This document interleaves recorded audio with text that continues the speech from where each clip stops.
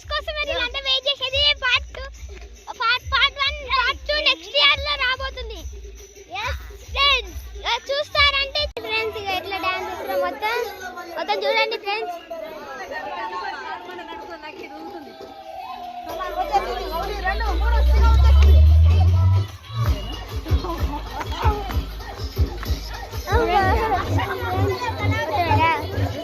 మొత్తం